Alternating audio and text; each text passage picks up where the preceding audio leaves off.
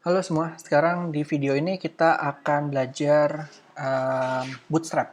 Jadi setelah kemarin kita sudah belajar tentang box model, nah sekarang mungkin kita akan belajar tentang bagaimana cara melayoutnya, melayout dia dalam bentuk sebuah grid dan mungkin sebuah kolom dan baris agar mudah dapat kita um, arahkan dan kita dapat layoutnya mudah kita dapat menggunakan Bootstrap. Tapi sebelum kita belajar tentang Bootstrap-nya secara langsung, kita akan belajar yang namanya sebuah display flex box. Karena itu sebetulnya menjadi fundamental dari si Bootstrap itu sendiri. Nah, di sini ada satu boilerplate dengan dia sudah di-linkkan dengan CSS-nya. Jadi ini dari file yang kemarin dipakai. Oke, sekarang di sini kita akan menggunakan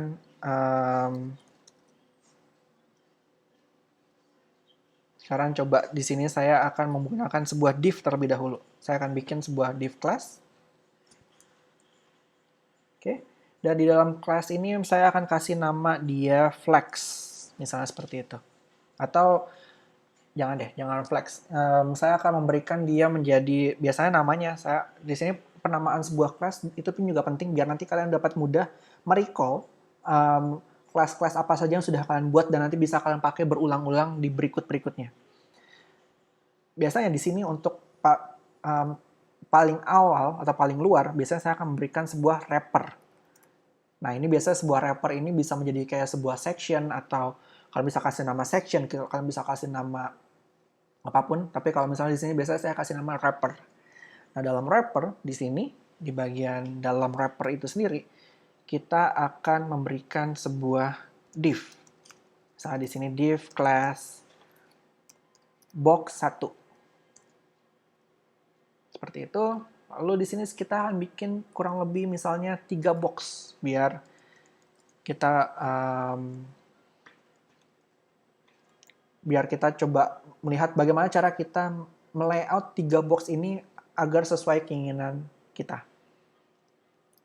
Oke, misalnya box 1, box 2, dan box 3 seperti ini. Dan di bagian di sini, kalau misalnya di sini sekarang saya akan bikin misalnya box 1. Itu dia adalah width-nya 20%.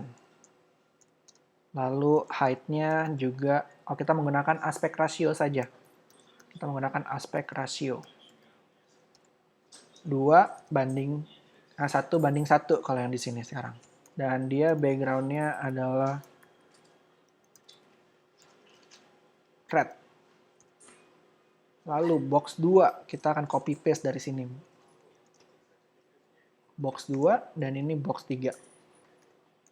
Mungkin saya akan kasih yang berbeda. Di sini adalah width-nya 30%, ini width-nya 40%. Jadi total 20, 30, 40 atau mungkin kita bikin yang berbeda. Ini misalnya 25. Di sini 45. Jadi total 25 tambah 45, 70, tambah 30, 100%. Jadi dia akan 100% dari width-nya dia akan memakan 100%.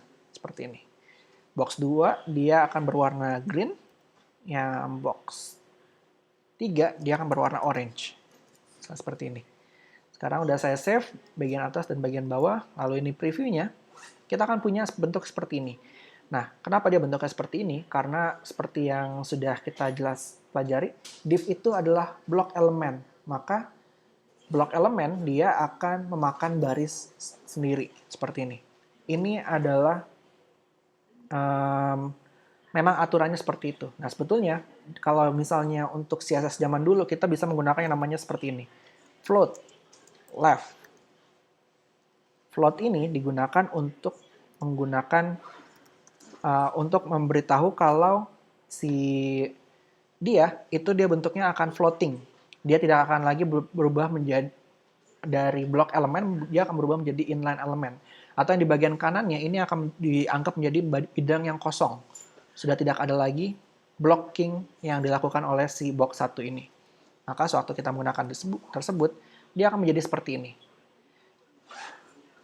Lalu misalnya di sini juga saya akan bikin dia float-nya left untuk semuanya. Maka seperti ini. Kalau tadi dia floatnya hanya left, tapi yang lainnya menjadi tidak mempunyai float, maka lebarnya dia akan sesuai dari, dia tidak akan menghitung si float ini akan mempunyai sifat yang sama. Nah, ini adalah cara melakukan layout pada CSS zaman dulu. Sekarang udah hampir tidak pernah kita lakukan hal tersebut. Karena, kenapa? Karena ini akan sangat sulit sekali nanti kita dalam mengatur layout yang kita inginkan dengan menggunakan hal tersebut. Jadi yang sekarang kita lakukan adalah kita menggunakan yang namanya display flex. Nah, display flex itu dilakukan oleh parent dari si elemen yang ada di sini. Jadi kalau kalian lihat sekarang kita akan kembali lagi di sini. Kalau kalian lihat di sini, dia ada div class wrapper yang menjadi parent dari box 1, box 2, dan box 3. Box 1, box 2, dan box 3 ini adalah child element dari si wrapper. Nah, yang akan kita berikan sebuah flexbox adalah si div class wrapper di sini. Untuk kita bisa tambahkan, di sini saya akan tambahkan di bagian paling atas saja. Tapi bebas sih, kalian ini nggak harus yang paling atas ya. Ini di sini hanya sebagai tampilannya doang aja, saya biar lebih mudah. Wrapper, di sini kita bisa memberikan namanya display. Nah, nanti display position, nanti kita akan pelajari lagi nanti di pertemuan berikutnya. Sekarang kita akan lebih fokus hanya di display flex aja. Dan ini adalah sebuah bahasa baru ya, bukan bahasa baru sih, bukan yang terbaru juga. Sekarang kalau misalnya kalian mau lihat yang paling eksperimental, itu namanya ada yang namanya display grid. Nah, itu dikhususkan lagi memang untuk pembuatan responsif yang lebih advance lagi. Tapi untuk pemula biasanya akan sangat membingungkan. Nah, kita coba menggunakan yang paling sering digunakan sekarang, menggunakan display flex. Seperti yang saya bilang tadi, misalnya kita untuk zaman dulu mereka menggunakan float dan menggunakan clear, itu biasanya akan sangat sulit sekali untuk nanti kita mengaturnya di bagian responsifnya. Tapi untuk berikutnya, sekarang kita sudah membuat yang namanya ada tadi display flex dan yang lain-lainnya itu untuk memudahkan kita dalam mengatur responsiveness-nya yang kita buat. Jadi sekarang kita menggunakan display flex di sini. Nah, apa yang terjadi kalau kita menggunakan display flex?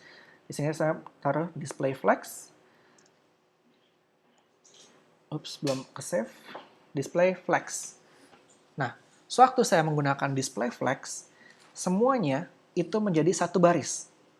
Dan kalau kalian lihat, dia mempunyai height yang sama. Nah, height ini, biarpun tadi kita sudah menggunakan aspek rasio di sini, tetapi dia masih menjadi seperti ini. Tapi ini settingan display flex secara default. Nah, display flex itu dia akan memberikan yang ada di sini, yang menjadi child-nya, box 1, box 2, box 3, itu menjadi satu baris, seperti ini. Nah, si display flex ini dapat kita atur, misalnya dengan, ya secara default dia akan mengatur semua yang ada di menjadi child elementnya itu menjadi satu baris, menjadi satu row seperti ini. Nah, dengan seperti ini nanti kita dapat mudah untuk mengatur. Misalnya di sini saya akan bikin dia width-nya tidak menggunakan persentase ya. Kita akan menggunakan misalnya 20 pixel. Yang di sini sama dengan misalnya 40 pixel. Yang di sini misalnya 30 pixel.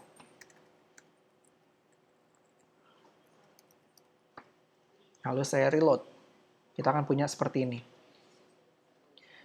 Nah, mungkin kekecilan kali ya. Saya coba tambahin deh. 50, 100, dan 80.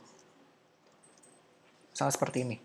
Nah, terkadang kita dalam melakukan sebuah layouting, kita ingin bikin misalnya si bagian yang di sini, si item ketiga itu ada di bagian paling kanan sendiri. Sedangkan yang lainnya ada muncul di sini. Nah, di sini bisa kita tambahkan dengan menggunakan, di box 3, kita menggunakan margin left. Dan kita taruh auto. Nah, auto di sini bisa memberikan sebuah efek dia akan membuat margin left yang ada dari si box 3 ini, yaitu si warna orange ini, itu sebesar yang diberikan. Jadi kalau misalnya di sini diberikannya sebesar ini, dia akan terus di bagian paling kanan. Dia akan pergi ke bagian paling kanan, seperti itu. Begitu juga kalau misalnya di sini untuk box 2, di sini saya tambahkan margin left-nya sama dengan auto, dia akan pindah ke bagian tengah, karena dia margin left-nya auto, dan margin right-nya juga ada auto. Jadi kita bisa membuat seperti ini. Tetapi sebetulnya kalau kita ingin membuat seperti ini, itu bisa kita lakukan dengan menggunakan seperti ini. Display-nya flex, lalu setelah ini, di sini kita bisa menggunakan yang namanya justify content. Nah, justify content ini adalah untuk memberikan arahan ke konten yang ada di sini. Di justify-nya dia mau menjadi seperti apa. Misalnya justify content di sini, dia akan ke bagian rata kanan. Semua elemen yang ada di sini akan dari kanan, bukan dari kiri.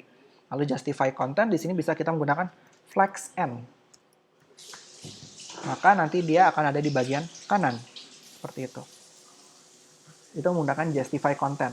Tapi justify content juga ada banyak macamnya. Jadi misalnya di sini justify content, center, kalau dia di center, maka dia akan di tengah-tengah dari width yang kita diberikan. Jadi dia akan secara responsif ada di bagian selalu di tengah-tengah. Kalau di sini kita ganti lagi dia menjadi space around, maka dia akan mempunyai kiri dan kanan ini yang sama. Dia akan diberikan kiri dan kanannya mempunyai jarak spasi. Ini space around. Atau space between. Kalau dia space between, maka untuk yang paling kiri dia akan di paling kiri, yang paling kanan dia akan di paling kanan. Kalau misalnya di sini saya tambahkan lagi misalnya ada box 2 dan box 3-nya saya tambahkan ya. Nah, seperti ini. Maka dia pun juga akan mengikuti seperti itu. Jadi jarak dari sini itu akan dikalkulasi secara otomatis. Nah, ini biasanya akan sangat memudahkan kita kalau dalam membuat sebuah kolom-kolom.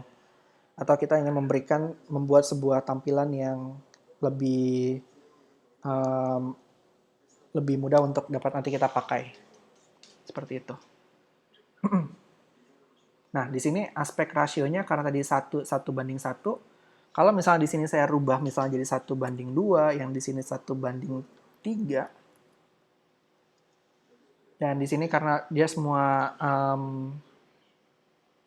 karena kita menggunakan display flex dan di sini dia mempunyai tinggi yang sama semua. Sebenarnya tingginya bisa kita gunakan jadi seperti ini. Di sini misalnya justify content space between, kita bisa bikin align items itu di bagian flex start. Maka ini kebalikannya kalau di justify content, kalau justify content dia akan merapikan si elemen-elemennya ini dari bentuk horizontal, dari spasi horizontalnya. Kalau misalnya menggunakan align items, atau sebetulnya align content juga sama juga kalau align item, align content, tapi nanti ada beberapa yang lebih advance, nanti kita akan coba belajar di berikutnya. Sekarang yang kalian gunakan adalah justify content dan align item saja. Align items itu adalah untuk bagian vertikalnya. Kita ingin merapikan bagian vertikalnya. Misalnya sekarang kita rapikan di flex start, yaitu ada di bagian paling atas. Semuanya akan dirata. Kita seperti di Illustrator, kita melakukan alignment, tapi alignment-nya ke bagian top, yang bagian atas di sini. Nah, flex start ini juga bisa kita ganti berubah menjadi center misalnya.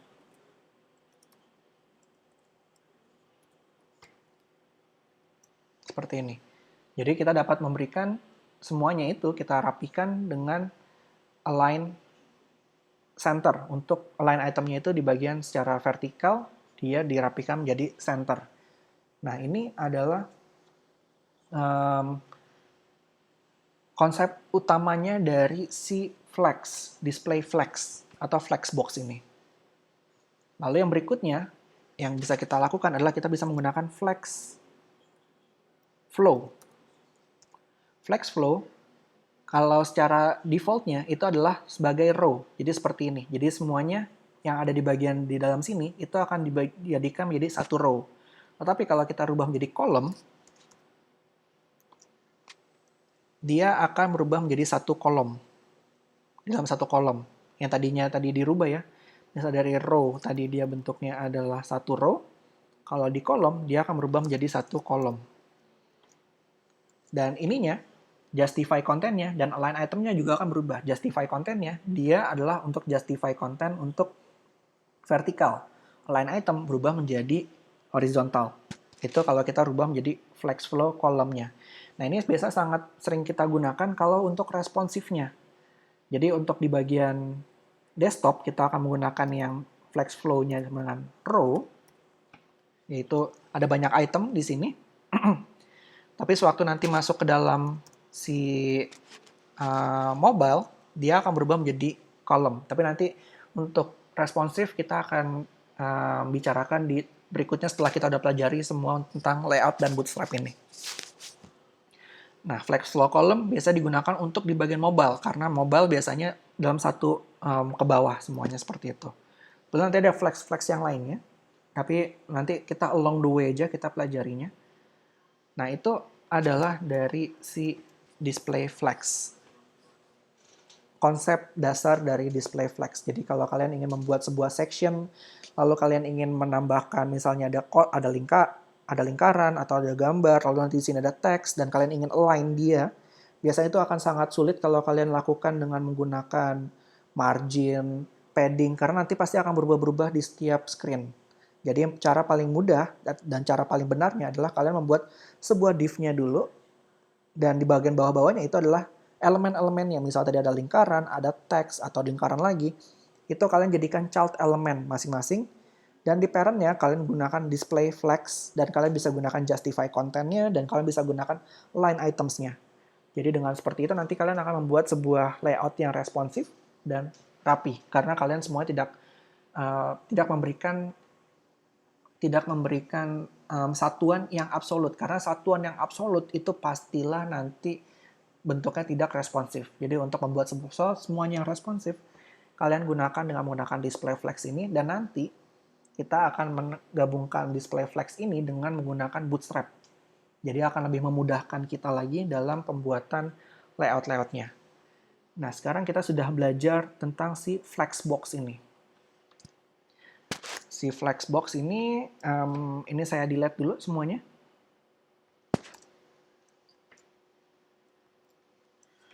Sekarang kita punya tempat yang baru. Jadi dari ilmu dasar flexbox itu, kita dapat lebih mudah mengerti tentang si bootstrap. Karena bootstrap itu adalah menggunakan si flexbox. Nah, apa itu bootstrap? Jadi bootstrap itu bisa kalian coba cari di Google. Tinggal kalian cari aja bootstrap sekarang di sini. Lalu ada yang get bootstrap di sini. Nah, sebetulnya di dalam website development itu ada banyak sekali library yang sudah siap dipakai. Nah, si Bootstrap ini adalah salah satunya. Library itu maksudnya adalah kumpulan CSS dan JavaScript dan HTML sebetulnya. Jadi adalah kumpulan code yang namanya adalah sebuah library, jadi kayak sebuah perpustakaan, tapi perpustakaan untuk si HTML, CSS, dan JavaScript yang siap pakai. Jadi mereka sudah membuat class-class dalam CSS yang bisa langsung dipakai. Jadi kalau misalnya kalian tinggal memanggil class yang mereka sudah buat, tampilannya pun juga hampir nanti akan mengikuti tampilan dari library yang kalian pakai. Nah, salah satunya yang paling terkenal, yang paling populer, dan paling sering dipakai itu adalah Bootstrap untuk pembuatan sebuah layout dari sebuah website. Karena dia di sini membuat bold fast, responsive site with Bootstrap. Karena dengan menggunakan Bootstrap, kita hanya tinggal memanggil class-class yang dia sudah buat, dan kita pakai di dalam website kita untuk membuat tampilan yang sudah responsif.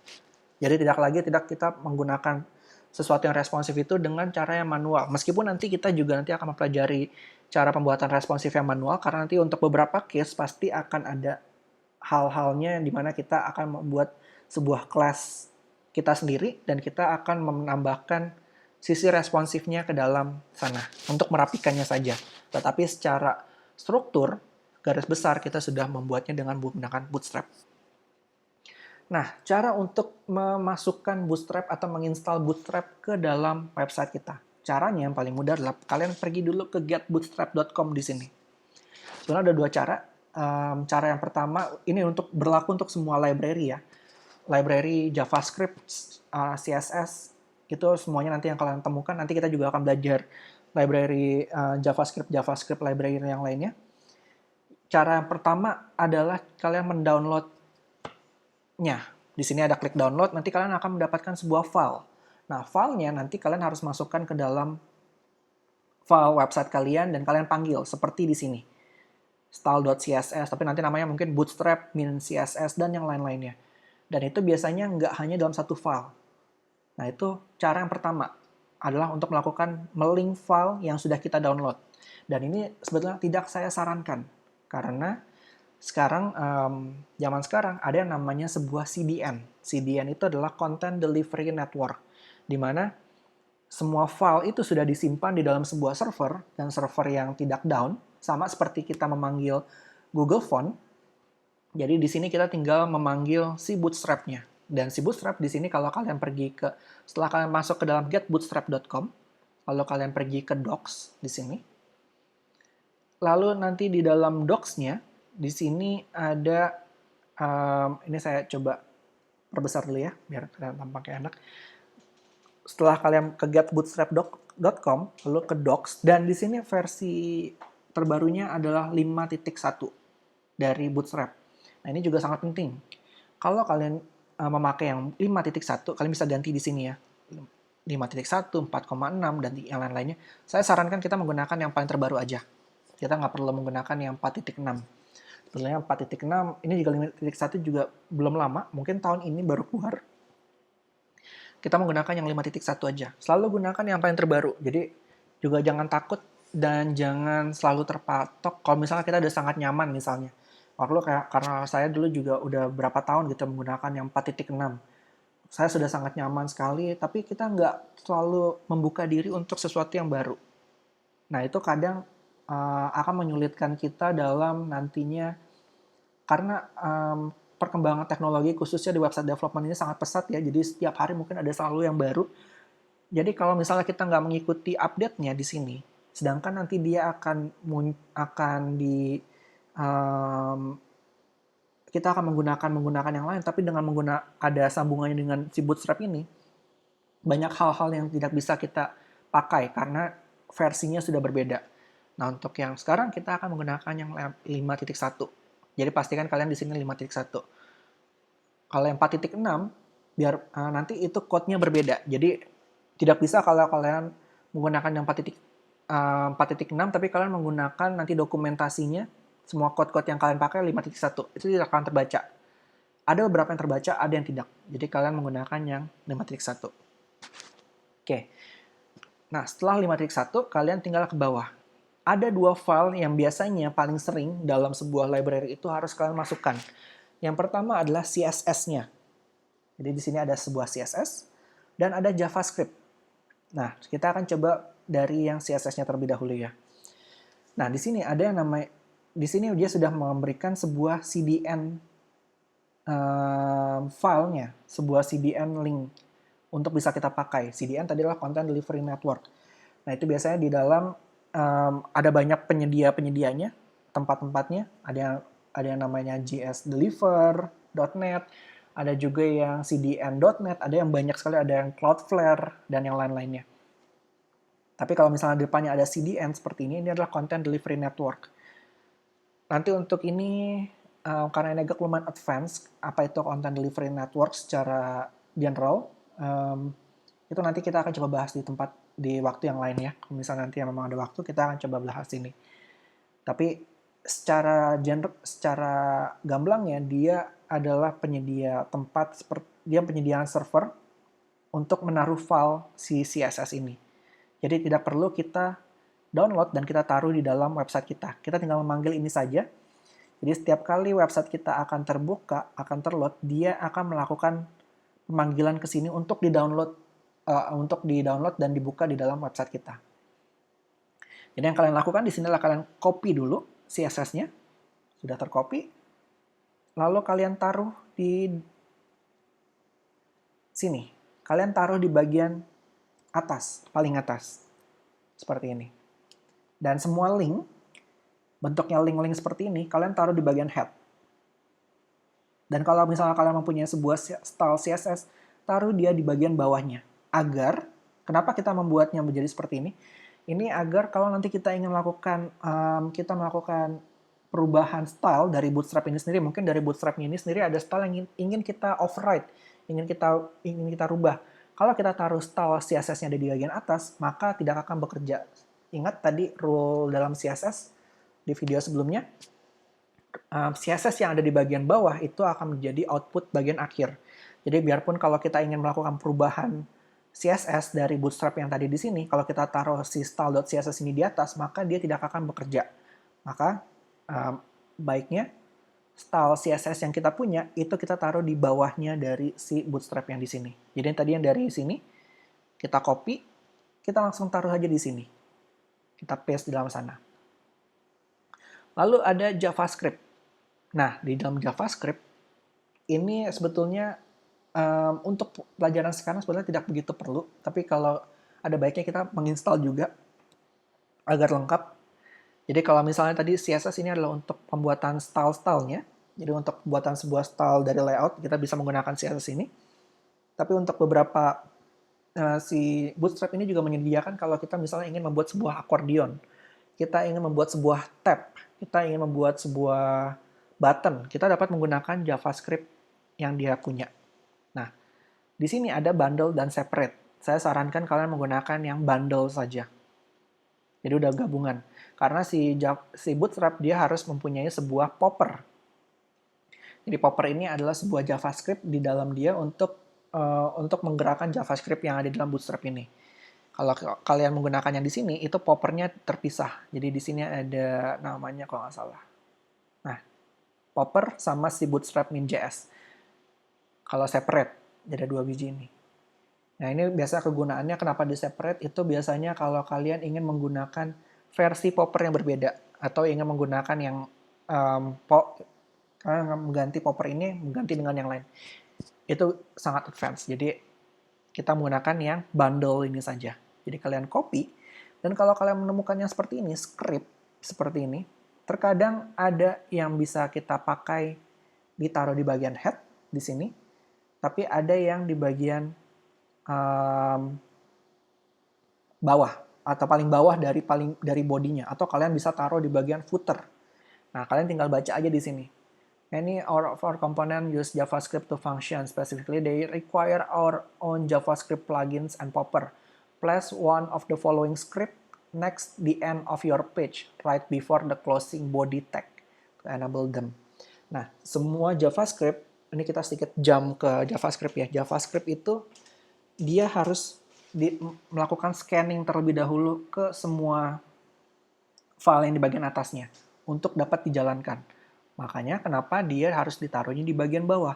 Tapi nggak semua script, kalau kalian menemukan yang bentuknya script seperti ini ya, ini adalah untuk biasanya untuk memanggil si JavaScript, tidak semuanya harus ditaruh di bagian bawah atau di dekat dari body and tag-nya. Tapi untuk kasusnya, untuk kali ini, untuk si Bootstrap, kalian copy-nya ada di bagian bawah di sini. Seperti itu. Taruh aja di paling bawah, atau kalau kalian ingin taruh, misalnya seperti waktu dulu, di pertemuan-pertama kita menggunakan ada namanya footer, kalian taruh di sini, itu juga bisa.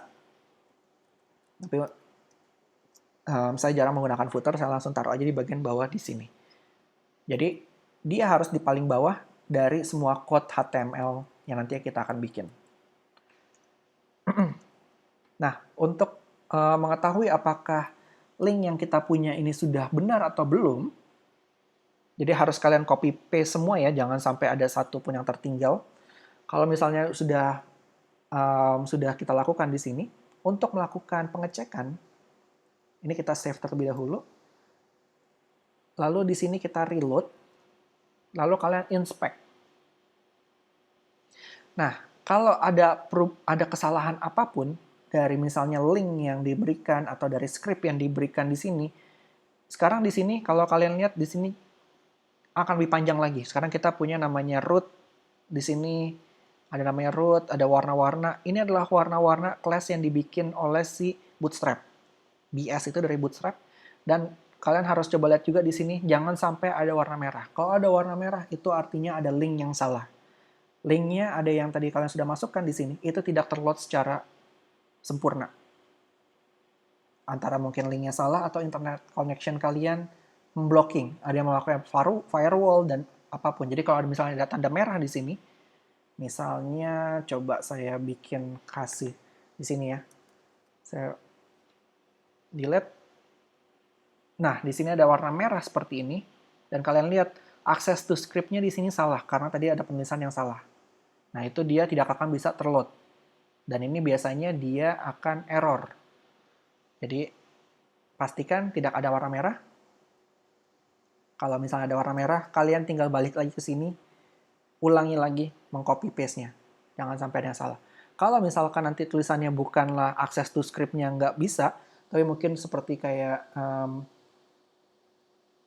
block by firewall, itu biasanya ada di dalam komputer kalian, biasanya ada antivirus atau apapun yang memblocking external script. Nah, itu biasanya coba kalian disable terlebih dahulu. Oke, di sini sudah saya save, saya reload, sampai tidak ada warning warna merah tersebut. Oke, nah karena sudah seperti ini, artinya kita sudah selesai menginstal si Bootstrap. Sekarang tinggal cara pemakaiannya.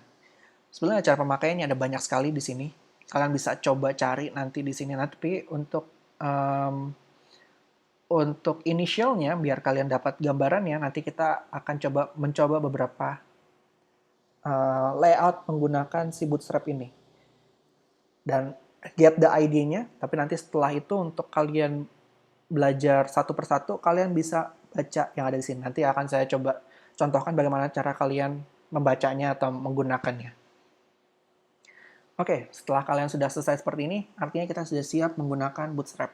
Dan karena sebetulnya di sini kita tidak banyak menggunakan style.css, di sini saya akan close aja dulu. Si style.css-nya, sama di sininya no split, jadi biar lebih panjang. Oke, nah di dalam Bootstrap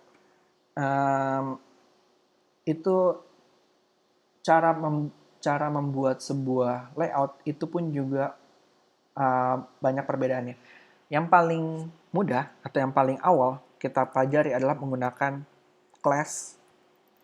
Jadi kalian bikin div, kalian bikin class, kasih class, dan di dalam class-nya kalian kasih sebuah container. Nah, ini adalah class paling umum dari Bootstrap, yaitu adalah container. Dalam penulisannya di sini haruslah sama, karena kita menggunakan CSS library, bukanlah menggunakan CSS kita sendiri. Jadi kalau kita menggunakan CSS library, kita harus menggunakan nama CSS yang sama persis. Jangan sampai ada yang salah. Nah, di sini kita menggunakan nama container. Nah, container ini apa? Container ini adalah seperti namanya, dia berfungsi sebagai container yang mengkonten konten-konten kita. Jadi kalau kalian lihat dalam sebuah website, biasanya kalau tadi kita tidak menggunakan container, misalnya saya coba ketik di sini adalah test. Dia akan mulai dari kiri atas. Seperti ini. Dan kalau kalian lihat di sini, kalau misalnya kalian sudah terinstall Bootstrap kalian sudah menginstal Bootstrap, kalian lihat sekarang kita tidak lagi menggunakan Times New Roman. Dia sudah menggunakan, saya lupa di sini, antara Roboto atau sekarang kita coba lihat ya, biar saya juga lupa. Di sini bodinya dia itu menggunakan Helvetica Neue, Onotosan sama ya dia menggunakan di sana. Ada Notosans dan Roboto dan yang lain-lainnya. Jadi fontnya juga akan berbeda, bukan lagi menggunakan Times New Roman. Dan ukuran besarnya sekarang kita sudah memakai template dari si Bootstrap itu sendiri. Nah, kalau tadi kita tidak menggunakan kontainer, kita akan memulai semuanya itu dari paling kiri dan paling atas di sini. Seperti itu. Dan kalau kita lihat di website sekarang, kebanyakan dia ada marginnya, kiri dan kanan. Tidak seperti ini. Nah, si kontainer di sini, kalau misalnya di sini saya kasih tes, dan saya di sini kasih text inside container. Jadi teks ini ada di dalam div yang mempunyai class container. Maka sekarang si teks tersebut dia ada di dalam sebuah container. Ada bagian kiri dan kanannya. Seperti itu. Dan untuk saya kasih lihat, mungkin saya kasih lihat seperti ini saja. Saya kasih sebuah style, background,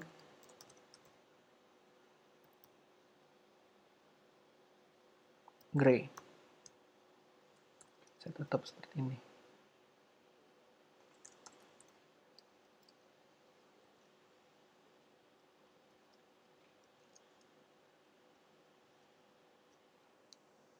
Oh, sorry, ini ada yang salah. Oke. Nah, ini untuk background-nya itu hanya untuk kalian mudah ya melihatnya. Si kontainer itu dia akan memberikan margin kiri dan kanan untuk konten di bagian dalam kontainer tersebut. Dan dia akan responsif. Jadi kalau misalnya saya kecilkan, dia akan mengecil, dia akan mengecil, dia akan mengecil. Jadi selalu akan ada margin di kiri dan kanan. Ini adalah si kontainer. Begitu juga sampai nanti dia bagian kiri menjadi bentuknya di mobile, dia pun juga nanti akan memberikan bagian kiri dan kanannya. Seperti itu. Nah, ini adalah kalau kita memberikan sebuah container. Jadi kita tidak lagi sekarang kalau kalian ingin membuat seperti ini, kalian bikin dia menjadi sebuah container. Seperti itu. Text inside containernya di situ. Dan bisa juga kalau misalnya sekarang kalian ingin bikin, kalau tadi background-nya dia ada di bagian dalam kontainernya.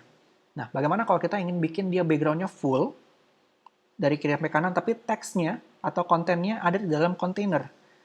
Nah, kita bisa merap si kontainer ini dengan sebuah div class. Ternyata kita butuh dari style CSS ini, jadi saya tetap akan menggunakan si style CSS ini ternyata. Kita bikin lagi ke horizontal split. Dan yang di sini adalah style.css-nya akan saya taruh di bawah. Misalnya class-nya di sini adalah BG wrap. Sama seperti itu ya. Lalu di sini saya tambahkan BG wrap. Itu adalah mempunyai background wrap. Dan misalnya padding atas dan bawahnya itu sebesar 50 pixel. Tapi kiri dan kanannya 0. Maka yang terjadi, dia adalah bentuknya jadi seperti ini. Dia akan, bagian background-nya, dia akan full width dari kiri sampai kanan. Tetapi teksnya akan ada di dalam kontainer. Jadi teksnya tetap akan mempunyai spasi kiri dan kanan. Dan dia mempunyai padding atas dan bawah itu sebesar 50 pixel. Jadi seperti itu. Dan ini mungkin buat color-nya, jadi bentuk color-nya kasih warna white. Seperti itu. Nah, itu adalah kalian membuat sebuah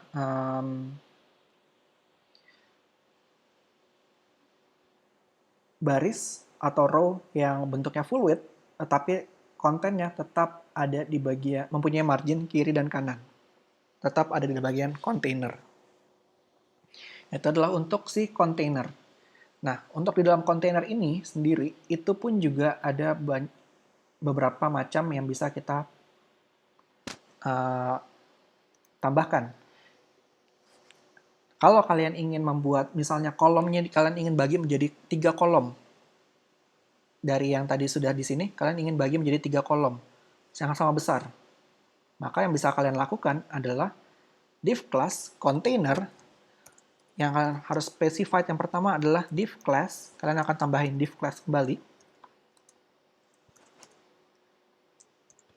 Tetapi yang di sini kalian tambahin row. Nah, ini hampir sama seperti pembacaan atau penulisan seperti kemarin kita belajar tentang table. Jadi table kita harus ada, habis dari table kita harus menentukan table row-nya. Nah, ini juga sama, kita harus row-nya terlebih dahulu. Jadi habis container, row. Lalu di dalam row, barulah kita menuliskan kita ingin berapa kolom. Misalnya di sini kita akan membuat kolom pertama. Kita akan membuat div class, dan di sini call. Itu kepanjangan dari kolom. Seperti ini. Dan di sini misalnya saya tulis 1. Lalu kita copy paste lagi. Lalu di sini ada 2. Jadi di sini di dalam container ini itu ada sebuah row, dan di dalam row yang pertama itu ada 2 call. Call yang pertama isinya 1, call kedua isinya 2. Nah, ini dia akan membuat seperti ini. Dia akan membagi kolom yang ada di sini menjadi 2, karena di sini hanya ada 2 call yang sama besar. Jadi biarpun kalau kita perkecil, perbesar, dia akan sampai kecil, dia akan tetap dibagi menjadi 2 kolom yang sama besar. Kalau kita misalnya tambahkan lagi, jadi ada 3, dan di sini saya tuliskan 3, maka dia akan otomatis membuat kolom ini menjadi 3 kolom yang sama besar. Seperti itu. Atau misalnya kalau misalnya biar kita lebih mudah lihatnya, akan saya coba ambil pakai menggunakan lorem ipsum ya. Jadi biar kita bisa lihat dia bentuknya seperti apa. Kalau misalnya dari kalian 1, 2, 3 mungkin tidak begitu kelihatan. Di sini saya akan ambil 1 kalimat aja. 3.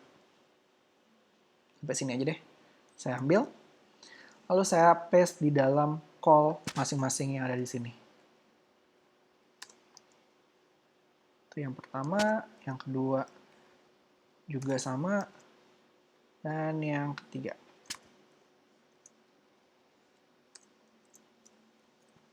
Saya save, saya reload. Nah, dia akan membagi menjadi 3 kolom yang sama. Dan sudah ada otomatis jarak antar kolomnya. Jadi akan sangat memudahkan kita dalam membuat sebuah kolom-kolom, mau gridnya ada 3 atau 4 atau berapapun, nanti dia akan mengikuti dari call yang kita bikin di sini. Kalau call-nya di sini ada 3, maka dia akan ada 3 dibagi menjadi 3. Kalau kita call-nya ada 4, maka dia akan dibagi menjadi 4. Begitu seterusnya.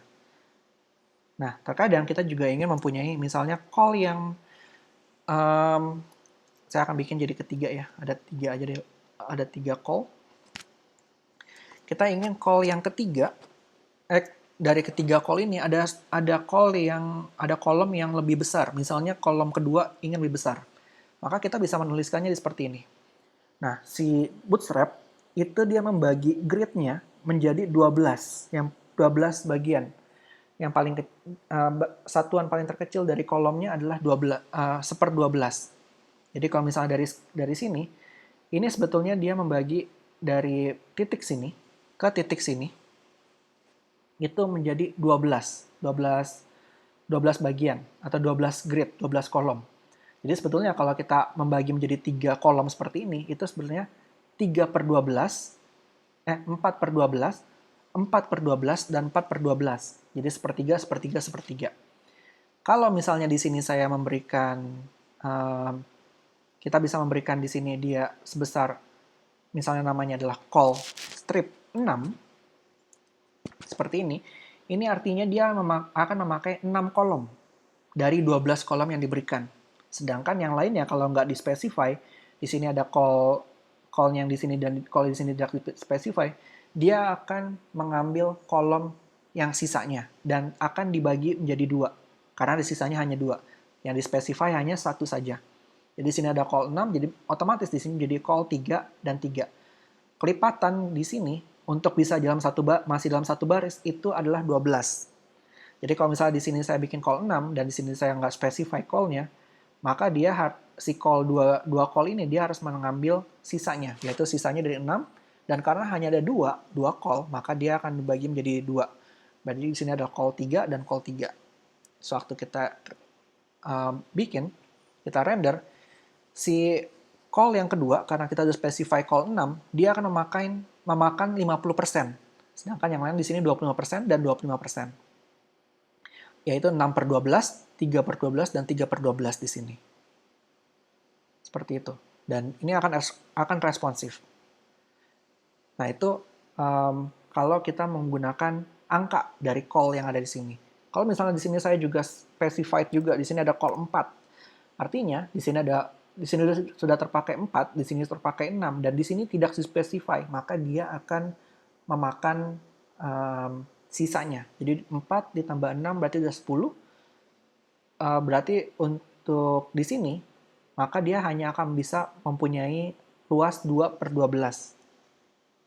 Ini itu hanya 1/6-nya. Jadi kalau saya save, saya reload, dia akan muncul, harusnya tidak di bawah, tapi mungkin karena ini isinya agak lumayan banyak, harusnya dia seperti ini. Nah, ini dia hanya memakan 1/6-nya saja. Seperti itu. Nah, itu juga yang akan terjadi kalau misalnya di sini lebih dari, misalnya saya bikin dia call 6, dan di sini call 6 juga. Jadi sudah lebih, 4, 6, 6.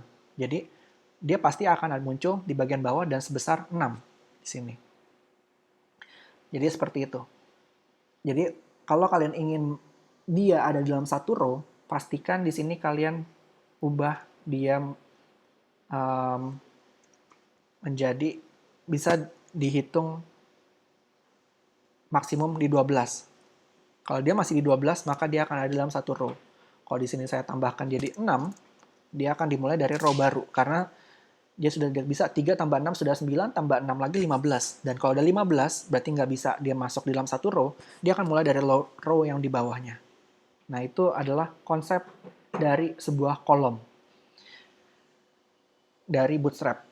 Nah, untuk kita dapat membuat sebuah layout yang sangat responsif, jadi kalau kalian lihat tadi misalnya tadi saya bikin di sini dia, kalau misalnya dia di sini call, kita bikin call semuanya aja ya. Jadi dia akan membagi secara otomatis kalau dia hanya menggunakan call. Dia akan membagi secara otomatis. Kita tidak perlu menspesify dia sebesar apa. Tapi kalau misalnya kita ingin membuat sebuah kolom lebih besar, maka kita baru specify. Tapi kalau kita ingin semuanya sama besar, makanya kalian hanya menuliskan call ini saja. Nah, misalnya di sini, kita ingin kalau kalian lihat, sekarang di bagian desktop seperti ini, dan sewaktu kita kecilkan ke bagian mobile, dia pun juga akan seperti ini. Dan ini nggak ideal kalau di dalam sebuah mobile, karena tulisannya di lebarnya sangat kecil. Jadi biasanya, konsep dari sebuah responsif, kalau kalian misalnya di dalam desktopnya kalian punya 3 kolom, maka sewaktu di dalam mobile, kalian akan berubah menjadi 1 kolom. Tetapi akan bertumpuk, yang tadinya ada di satu di bagian, tadi ada 3 di dalam satu baris, maka nanti yang baris di dalam mobile, ini secara idealnya, yang ada di sini, kolom kedua, dia akan pindah ke bagian bawah. Begitu juga yang di kolom ketiga, dia akan pindah ke bagian bawah. Itu adalah konsep sebuah responsive website. Jadi kalian tetap membuatnya dalam satu kode yang sama, isinya sama, tetapi hanya perubahan nanti dia dari 3 kolom berubah menjadi 1 kolom atau 2 kolom, tergantung nanti memang dari besar filenya itu sendiri, dari bentuk elemennya. Nah, untuk membuat dia bisa responsif, maka sekarang call itu adalah satuan yang paling kecil. Satuan yang berikutnya adalah kalian bisa menggunakan call SM. Call SM, misalnya call SM4,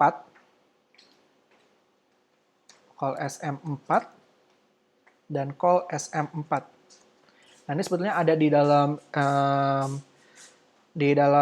Get Bootstrap, dan kalian lihat ke bagian dokumen, dan di sini ada di bagian layout, kalian coba lihat di bagian grid.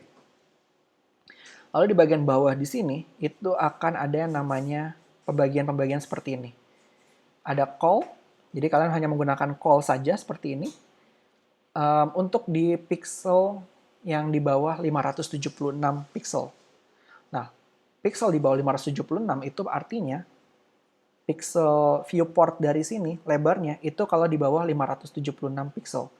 Jadi tergantung memang dari screen viewport kalian.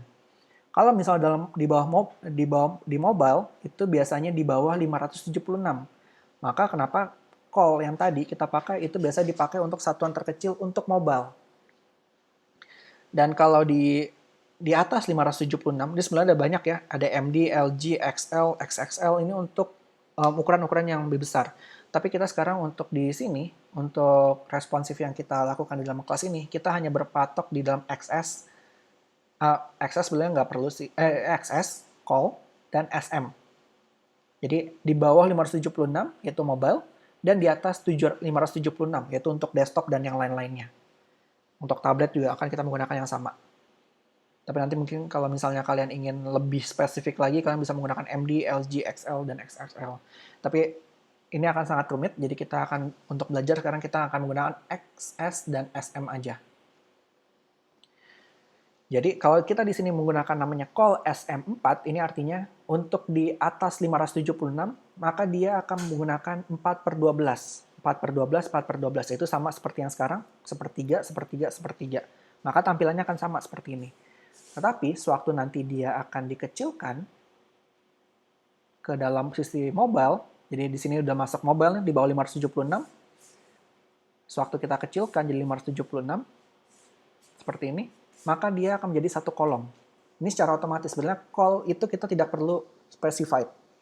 Karena call itu, dia secara otomatis akan menjadi satu baris seperti ini. Menjadi satu kolom. Kecuali kalau kita specify di sini dengan call jadi kita memberikan dua class ke dalam satu div.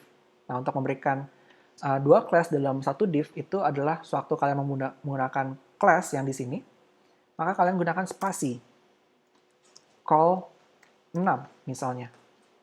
Lalu yang di bawahnya juga sama. Call SM4 spasi call 6. Dan juga sama dengan yang di sini, call 6. Atau di sini bikin call 12, biar nanti kita punya perbedaannya. Nah, di sini sewaktu kita melakukan hal tersebut, sewaktu saya reload, ini sama, sewaktu di desktop dia akan menggunakan call SM4, yaitu 4/12, 4/12, 4/12. Tetapi sewaktu dikecilkan ke dalam sisi mobile, yang call pertama itu akan menggunakan call 6, yaitu 6/12, 6/12. Jadi sudah 12. Dan yang sisi yang barunya, dia akan menggunakan call 12, yaitu satu kolom full, seperti ini. Nah, itu adalah untuk memberikan bagaimana kalian membuat sebuah responsive site dari menggunakan Bootstrap. Kuncinya seperti itu. Jadi menggunakan call SM aja, dan kalian tentukan call 6-nya. Call-nya. Jadi kalau kalian ingin bikin dia di dalam mobile dalam satu baris, hanya menggunakan satu kolom, kalian tidak perlu menuliskan si call 6 di sini. Tapi kalau kalian ingin membuat tampilan yang dia mempunyai beberapa kolom di dalam mobile, maka baru kalian menuliskan kolomnya. Karena secara otomatis dalam mobile, semua yang kalian gunakan dengan call SM ini, itu akan berubah menjadi satu kolom. Nah, itu adalah dari si Bootstrap. Jadi kalau misalnya di sini kalian ingin menambahkan row baru, best practice-nya sebenarnya bisa kalian tambahkan terus sih sampai di sini. Misalnya tadi kalian call SM4.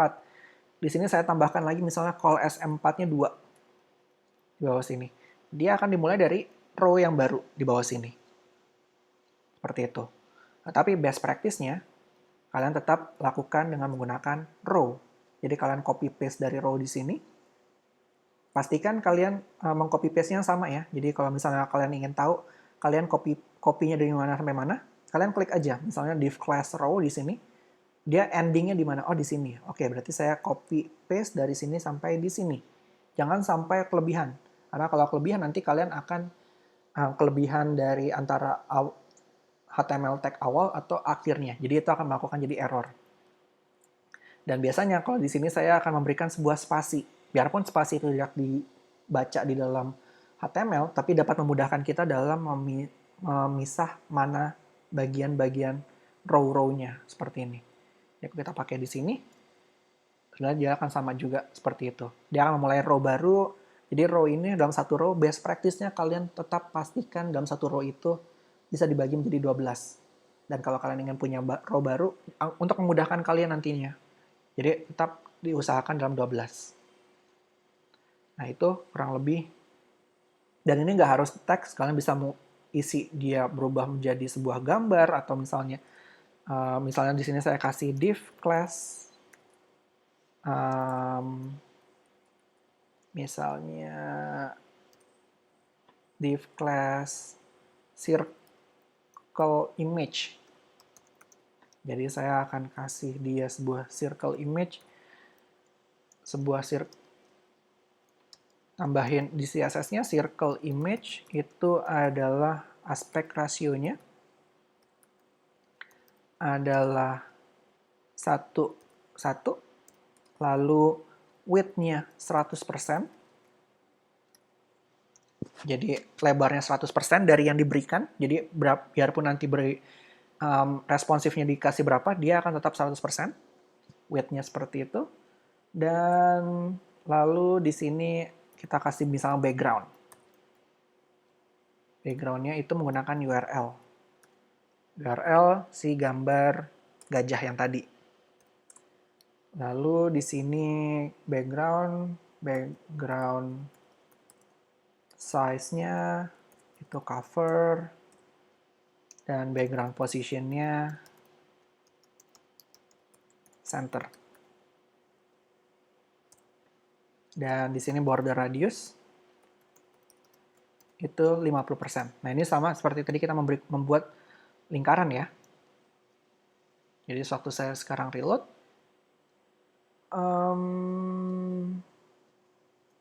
tunggu sebentar, ada yang salah.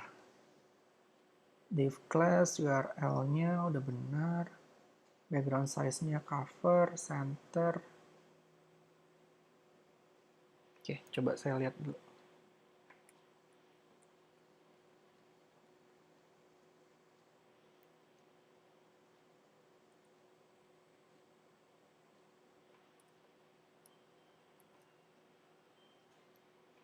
Oke, kita coba lihat apa yang salah di sini.